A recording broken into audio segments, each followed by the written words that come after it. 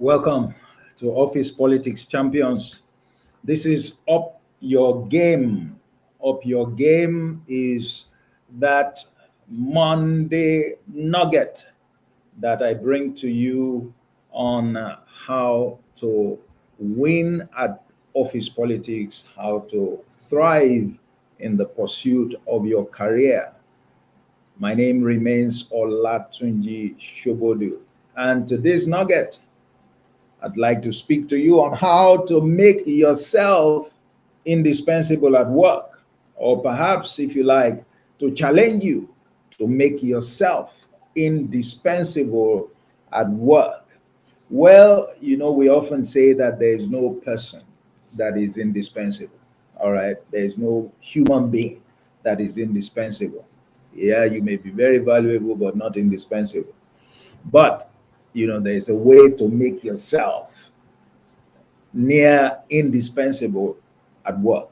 That is, you make yourself so relevant that those who call the shots at work will be afraid to lose you. You make yourself so significant, all right, that no one will toy with the preservation of your interest.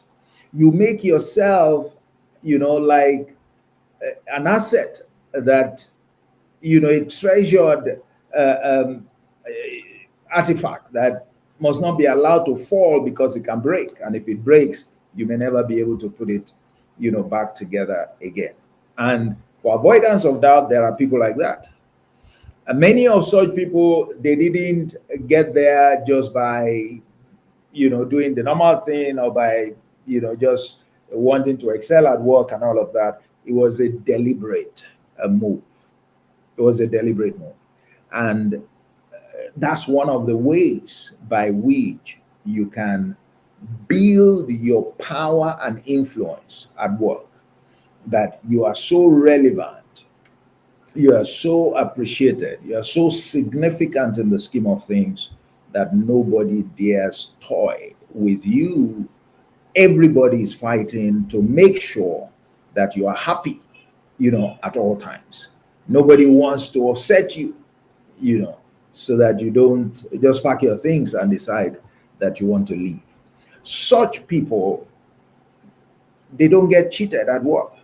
Such people will not be overlooked during promotion. In fact, during promotion, the decision makers will pencil down their names. They'll be looking forward to seeing their names on the list. And somebody has to explain to them, if their name doesn't appear, why their name does not appear. Why? Because, they are so useful. They bring so much value. They have put themselves in such a place that the organization and the powers that be in the organization, they know their value. They know their worth. All right? And you can make yourself indispensable at work. It is a challenge, that I'd like to put at your doorsteps. And indeed to examine yourself. In what way are you doing that? Or are you doing that at all? Or you are just one of those who has accepted that nobody can be indispensable, let me just do my work and that's it. Well, that's not the way to go. But I want to speak to you about two ways by which you can accomplish this. And in looking at these two ways, don't look at them as either or. Look at them as two things that you want to do. And I want to take, my inspiration from, if you like, from the Bible, and I'm talking about you being two things at your place of work. Be salt, all right? You know what salt is to food? What salt is to humanity? That's what you should aim to be, all right, to your workplace. The second thing is be light to your workplace. You can see that no one can do without those two. I mean, who doesn't need salt? Yes, you might say too much of it is bad, but too much of everything is bad. Okay? But You can't do without, or you can hardly do without salt. Everyone needs salt. It's so relevant. Okay. What it does is such that you can't find too many alternatives, all right, to replace it. And what about light? The light shines in darkness. There is no way that light appears and you will not know. When it comes, it doesn't announce itself, it doesn't make a lot of noise, but everyone knows that light has come because its influence dominates the environment. And everyone gives regard to light. And even those who do not like it, who are darkness as it were, they have to just keep quiet. They surrender when light comes. So, are you salt at the workplace? What value are you adding to your place of work? What value are you adding to the lives of others? Because it's not just about your performance. In your interactions with people, because people are the most predominant factor in any organization, what value are you adding to that? You are supposed to add value. All right? You and I are here to be salt to this earth. All right? And that's a big deal. But we can at least be salt first to a small organization.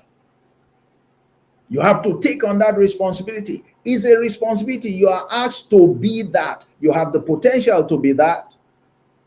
All right? But are you that in reality?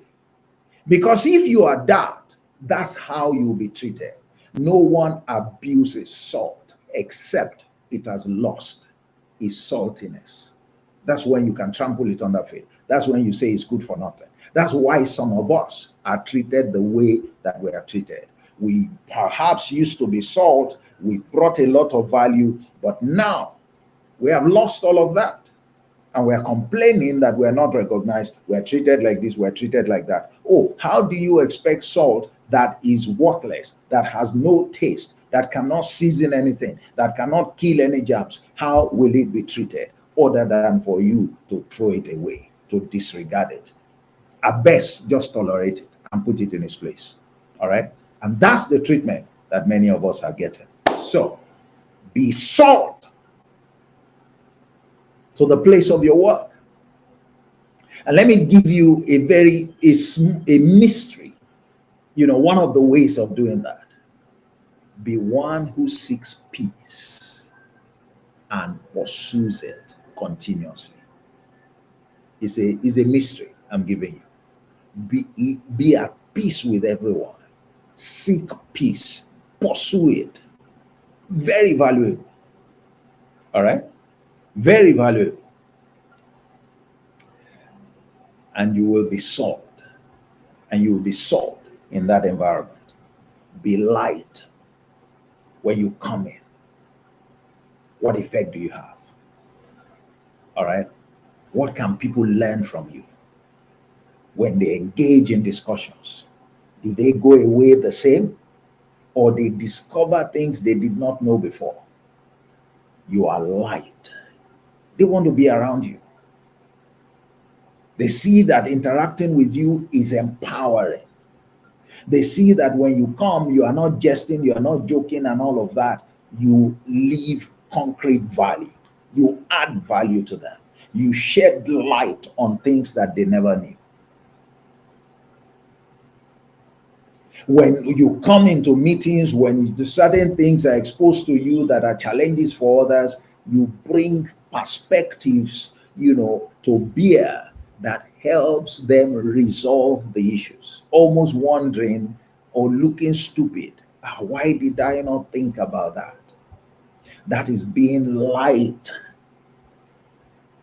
all right, to your world, being light to your organization. Two things. It's not about just you meeting your targets. What I'm talking about. All right? Because we can really drill down into it, salt and light. I deal with that very extensively in one of my programs. I call it Mastering Disruptive Leadership. Mastering Disruptive Leadership. Maybe I'll put the link down somewhere for those who may be interested in it.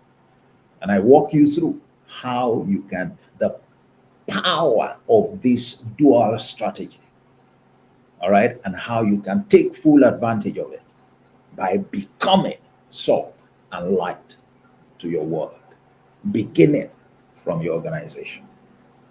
So you wonder, what do you need to do to make yourself so valuable that people will not be able to bear the thought of losing you? Be salt and be light to your world, beginning at work.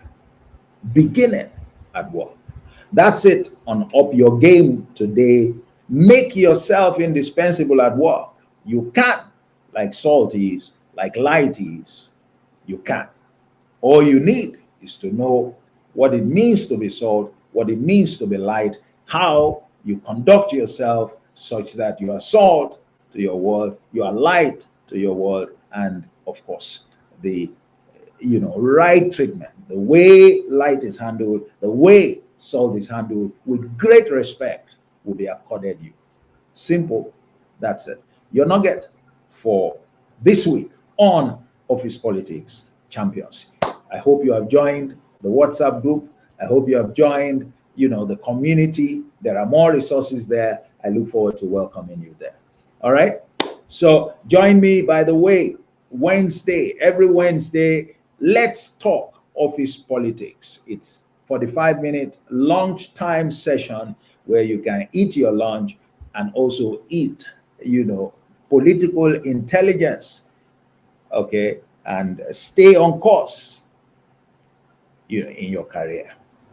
I look forward to seeing you there. God bless you and have a wonderful week. Bye-bye.